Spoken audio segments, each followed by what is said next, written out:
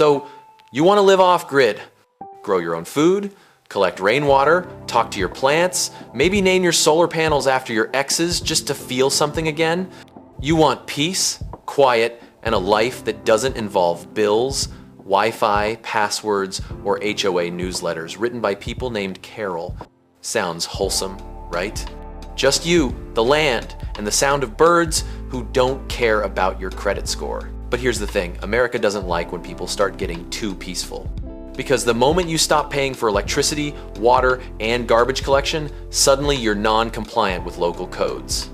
Translation, you're living too freely, and it's making someone in a beige office nervous. This is the country that will let you own a flamethrower, buy fireworks by the pound, and build a full-size castle out of pool noodles. But God forbid you flush a composting toilet without a permit. Because in the land of the free, freedom apparently needs paperwork. It always starts the same way. You buy a few acres of land. Maybe it's a quiet patch of forest, maybe it's dusty desert in the middle of nowhere. You build a little cabin, put up solar panels, collect some rain, and think, ah yes, peace at last. Then one morning, a white truck appears out of nowhere, rolling toward your paradise like a final boss from the Department of Overreach. A man steps out wearing reflective sunglasses and an expression that says, I don't believe in joy. He's holding a clipboard, and you just know it's over. Sir, he says, do you have a permit for that structure? And just like that, you realize your dream life has been declared a zoning violation. Because these days, living freely apparently means see you in court. So today, we're going on a little road trip across America, through the states that claim to love liberty, but lose their minds the second you try to live without a power bill. These are 5 states where collecting rain is unauthorized water storage, where building your own home is non-compliant development, and where compost toilets are treated like biological weapons. So grab your solar lantern and maybe a lawyer, because we're about to talk about the 5 US states that said, off-grid, that's adorable, now show us your septic system. Ah, Texas, the land of open skies, big opinions, and bigger trucks. A place where people say, don't mess with me, and then spend 6 months filling out permit paperwork. On paper, Texas is supposed to be the off-grid dream. Endless land, endless sun, a culture that worships independence, like it's a religion. So you buy yourself a few acres in the middle of nowhere. You put up a cabin, plant a garden, and name your goat Brisket. You install solar panels, collect rainwater. Finally, you're free. And then one morning, a white county truck shows up at the end of your dirt road. The door opens, out steps a man named Dale. Dale's wearing sunglasses, holding a clipboard, and radiating the kind of energy that makes houseplants wilt. He looks around. He sees your solar panels. He sees your rain barrels. He sees your composting toilet, the pride of your eco-empire. Then he sighs. Sir, he says, none of this is permitted. That's how it begins. Because while Texas loves to talk about freedom, it also really loves forms. There's no single state building code for rural land. Sounds great, right? Wrong. Every county gets to write its own rules, and half of them treat independence like a public health emergency. Want to live on your land full time? You'll need a state-approved septic system. It has to be designed, installed, and inspected by licensed professionals.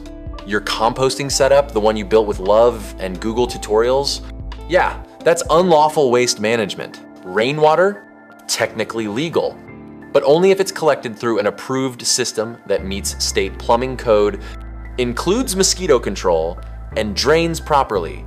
In other words, you can collect rain, but only if it's bureaucratically blessed. You can own a flamethrower in Texas. You can legally buy a tank. But a homemade rain barrel?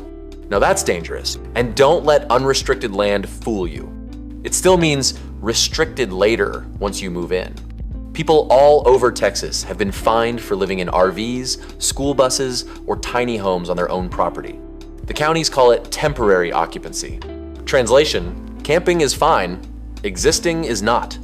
One man in Hill County built a small solar cabin with a compost toilet and rain system. No neighbors, no pollution. No problem until the county declared his house unsafe for habitation. He wasn't breaking laws. He was breaking routine. Even the HOAs have opinions. They'll fine you for visible solar panels, for wind turbines, for grass that grows past the approved 2-inch mark.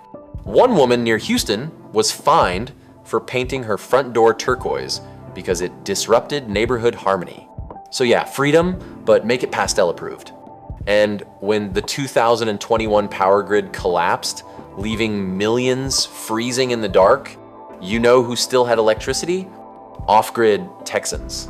The ones who built their own systems, the ones who weren't supposed to. Did the state say, hey, maybe that's smart? No. They said, we need new safety inspections. They'll tell you it's about sanitation, safety, fire risk. Maybe part of that's true, but the real danger in Texas is people living without sending money to utility companies. You stop paying, you stop existing in their system, and that's the one freedom they can't handle. So yeah, Texas loves independence. As long as it's pre-approved, inspected, and comes with a service fee. You can barbecue in the front yard, ride a horse through the grocery store, and own 17 rifles named after your cousins. But if your septic tank isn't certified, Dale's coming back with reinforcements. Welcome to Texas. The state of freedom, some restrictions apply. Nevada. Land of slot machines, UFO sightings, and people who think the desert is the perfect place to get away from it all.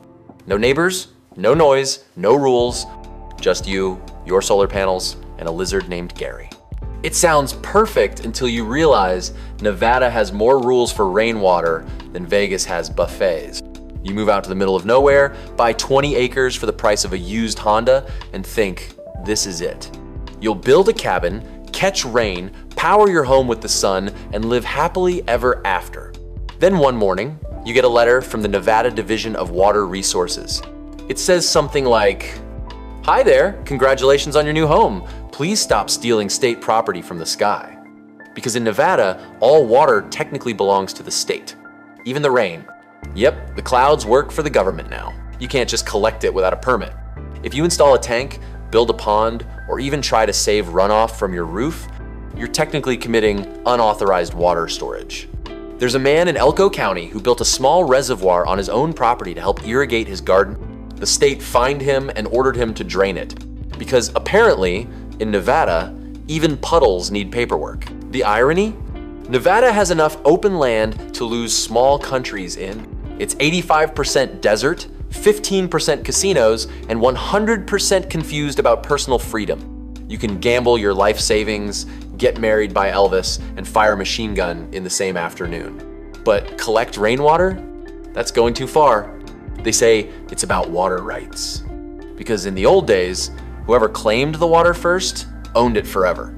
That law never evolved. So now, every drop of rain is legally someone else's inheritance. Try explaining that to a cloud. Then there are building codes. If you think the desert means no oversight, think again.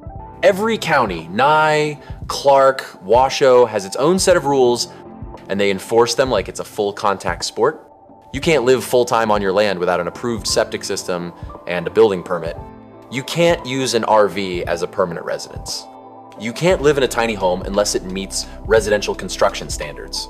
And those standards were written for McMansions, not cabins made of dreams and plywood. Even your composting toilet has to be an approved model. If you built it yourself, it's unsanitary. If you bought it online, it's non-certified. If you can't afford the certified one, the state's official advice is basically, have you tried moving back to Las Vegas? And if you think you can hide, you can't. Code enforcement in rural Nevada is like the desert's version of the FBI. They have drones, binoculars, and a sixth sense for detecting illegal solar panels. You'll be standing there, minding your own business, when suddenly a county truck materializes out of the heat like a mirage with a clipboard. The driver doesn't smile. He doesn't wave. He just asks one question. Is this structure permitted? You hesitate, and that's how you lose your peace and quiet forever. The official excuse is always safety, because nothing says danger like a man quietly living off sunlight. Meanwhile, half the state is on fire every summer, and Las Vegas builds fake lakes in the desert for fun. It's not about safety, it's about money. When you go off grid, you stop paying. No water bill, no power bill, no sewer fees, And that's when the system decides you're a problem. So yeah, Nevada looks like the land of freedom, until you realize even your rain needs a lawyer. You can lose your paycheck in a slot machine, but collect too much water, and the government's knocking on your door asking, "Where'd you get that cloud?" Welcome to Nevada, the state where self-sufficiency is the biggest gamble of all. Oregon. The green heart of the Pacific Northwest. The land of coffee, craft beer, and people who apologize to trees. The place where you can buy a $12 organic smoothie made from kale that was sung to daily by indie musicians. If there's any state that should love off-grid living, it's this one. Rain everywhere. Forests that look straight out of a fantasy movie. A population that composts like it's a competitive sport. So you pack up and move to Oregon, thinking, finally a state that gets it. You'll build a little solar cabin, grow your vegetables, and live quietly among the ferns. But Oregon doesn't like people who take sustainability too literally. Because here, living off-grid isn't green. It's non-compliant. It usually starts with water. You'd think a state that gets rained on 300 days a year would be thrilled if you collected some of it. Nope. Oregon loves rain, just not when you touch it. Collecting rainwater is technically legal, but only if it comes directly from your roof and flows into an approved tank. Build a pond or catch water from runoff, and suddenly you're illegally storing a public resource. It sounds ridiculous because it is. In 2012, a man named Gary Harrington built small reservoirs on his property to collect rain and snow runoff. He used the water to fight wildfires and keep his land green.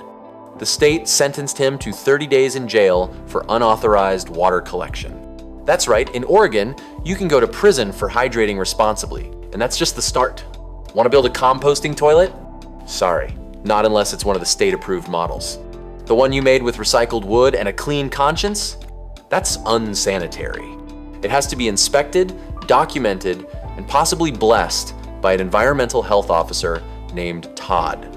Several homeowners in southern Oregon have had their off-grid homes declared unsafe for habitation. Solar panels, rain barrels, wood stoves, everything up to code in reality, but not on paper. Counties like Josephine and Jackson have issued demolition orders for cabins that didn't have utility hookups, actual bulldozers for homes that power themselves. And then there's building codes.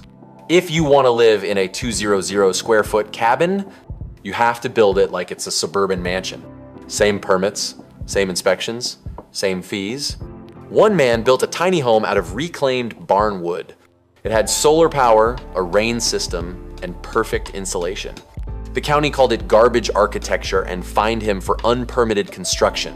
Meanwhile, half the state's residents are living in converted vans that somehow are fine, as long as they keep moving. Oregon even has rules for yurts. If you stay in one through Airbnb, it's glamping. If you live in one, it's illegal occupancy. Apparently, the difference is a credit card. The irony is exhausting. Oregon loves to market itself as eco-friendly. You see it on every tourism ad: misty forests, tiny cabins, cozy fireplaces. But try to live that life, and you'll meet an inspector holding a clipboard asking if your solar system has been state certified. It's not about safety, it's about control. Because the moment you go off grid, you stop paying for utilities, inspections, and upgrades. You stop feeding the system. And the system really hates losing customers. So yeah, Oregon talks a big game about sustainability. But in practice, you can buy locally sourced tofu made by monks. You can drive an electric car powered by rainbows. You can compost your latte foam. But try to build a house that runs on sunshine, and they'll call it an environmental hazard. Welcome to Oregon, where being eco-friendly is mandatory, but being too eco-friendly is a crime. New York, the Empire State, where you can buy a slice of pizza at 3 a.m., hail a taxi with your mind, and apparently need a permit to breathe anywhere north of the Bronx.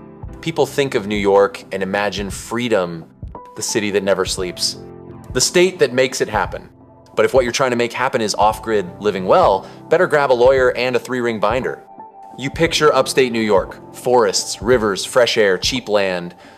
You buy a few acres in the Catskills, you build a tiny cabin, install solar panels, and think finally, peace. You wake up to birds instead of sirens, coffee on the porch. Life is good. Then a white SUV rolls up your driveway. Out steps Stan from the county zoning office. Reflective vest, clipboard, that look people get when they smell unregistered happiness. "Sir," he says, "is this structure permitted?" You say, "It's just a small cabin." He says, "That's cute. We call that illegal habitation because in New York, everything needs paperwork. You can't sneeze without an inspection. There's the Uniform Fire Prevention and Building Code, hundreds of pages written by people who have never seen a hammer. You need separate permits for electric, plumbing, roofing, insulation, foundation, basically every screw. Skip one, and your house magically becomes unsafe for occupancy." A family near Saratoga built a perfect off-grid home. Solar, compost, toilet, rainwater system. Everything worked. The county condemned it. Why? Not hooked to public utilities. You can legally live in a Manhattan apartment the size of a shoebox with rats that pay half your rent fine. But a clean, sustainable home in the woods? Absolutely not. Zoning is the real boss fight. Rural counties like Delaware and Otsego look free until you read the fine print. You can't live in a tiny home full-time unless it's on a foundation. You can't stay in an RV longer than 30 days. You can't camp on your own land. Yes, camping on your own property is illegal. So you own it, pay taxes on it, and apparently trespass on it every night. And don't forget the septic system rules. Every habitable structure needs a state-approved wastewater system. Translation: you must pay $5,000 to bury a tank that does what your compost toilet already does for free. DIY solutions, unhygienic. Rainwater, unregulated. Solar, potential fire hazard. Basically, if it works without them, it's a problem. And then there are the HOAs. New York HOAs don't just enforce rules, they enjoy them. Want solar panels? Too shiny. Vegetable garden? Unattractive. Wind turbine? Too loud. One homeowner got fined because his chickens lowered property values.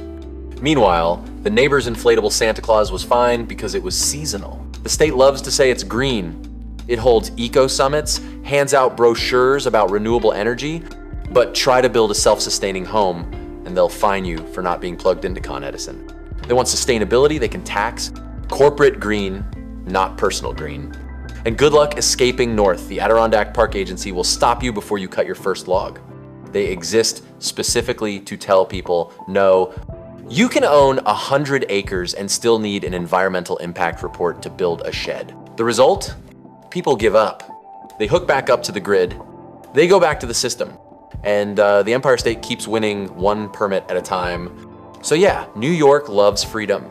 It just needs to see your paperwork first. Hawaii. The dream. Blue water, palm trees, slow mornings, soft breezes. You can almost hear the ukulele already. It's the postcard version of freedom. You think I'll move there, build a tiny house, grow mangoes, surf at sunrise, and live off coconuts and solar power. And for a while, it's perfect. Until you find out Hawaii is basically paradise with a clipboard.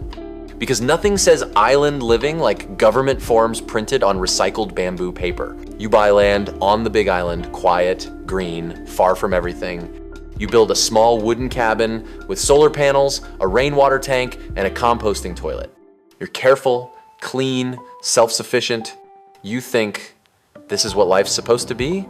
Then one morning, a county truck bounces down the road.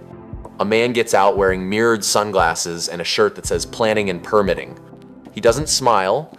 He doesn't say aloha. He just points to your cabin and says, that's not permitted. And that's how you find out Hawaii doesn't just love nature, it micromanages it. Building off-grid in Hawaii sounds romantic until you learn the phrase unpermitted dwelling is basically a crime.